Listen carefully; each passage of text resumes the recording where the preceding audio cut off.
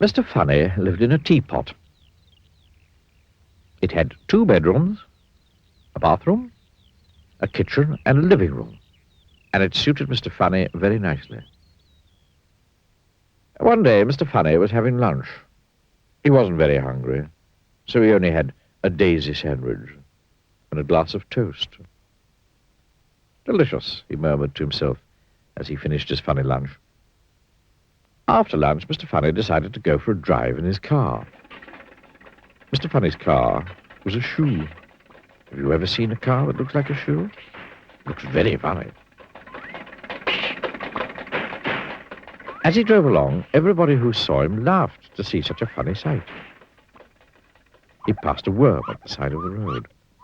The worm thought Mr. Funny in his funny car was the funniest thing he'd ever seen. He nearly laughed himself in two. He passed a pig in a field.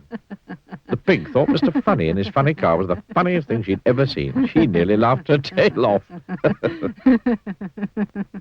Even the flowers he passed thought that Mr. Funny was the funniest thing that they'd ever seen. They nearly laughed themselves out of the ground. Eventually, Mr. Funny came to some crossroads.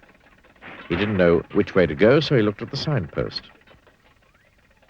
One of the signs said, "To the zoo." "Oh, that'd be fun," thought Mr. Funny to himself. So he drove his shoe towards the zoo. When he arrived at the gate of the zoo, he stopped. It was closed. "I'm sorry," said the zookeeper. "But we had to close the zoo because all the animals have a cold. And they're all feeling very sorry for themselves." "Oh, dear," said Mr. Funny. And then he thought. "Perhaps I could help to cheer them up," he said. "Well," said the zookeeper, "worth a try, I suppose." And he opened the gate. Mr. Funny drove into the zoo in his shoes. First thing he saw was an elephant. It was true. The elephant was feeling very sorry for herself. Very sorry indeed. Mr. Funny stood and looked at the sad-looking elephant. And the sad-looking elephant stood and looked at Mr. Funny. Oh, dear. Then, do you know what Mr. Funny did? He pulled a funny face. Mr. Funny, as you can imagine, is very good at pulling funny faces. The elephant giggled. He'd never seen anything so funny. Mr. Funny pulled another funny face. And the elephant burst out laughing.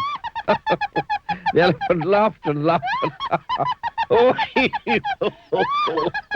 laughed so hard, she nearly laughed her trunk off. Oh, and she felt a lot better. Mr. Funny went over to the lion house.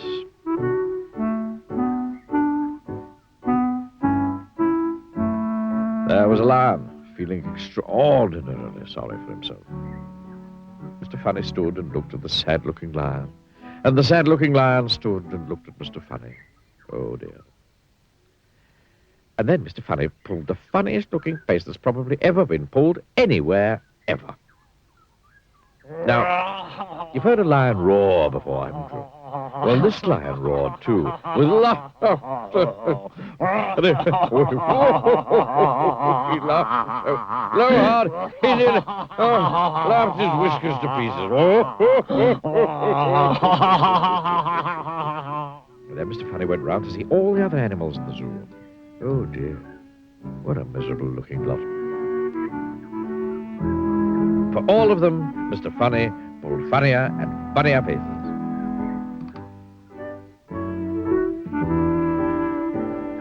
The big brown pig giggled, then burst out laughing, and the giraffe laughed so hard she nearly laughed her neck into a knot.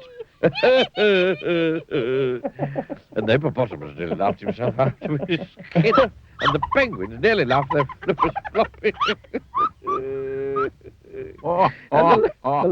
The leopard. Oh, you should have seen him. He laughed so hard, he nearly laughed his spots off. His spots off. Oh, what a pandemonium. Oh, Oh, Mr. Funny, giggled the zookeeper, who'd started laughing as well. Oh, Mr. Funny, thank you very, very much indeed, sir, for coming to cheer us all up. Oh, nothing really, replied Mr. Funny modestly, and drove off in his shoe.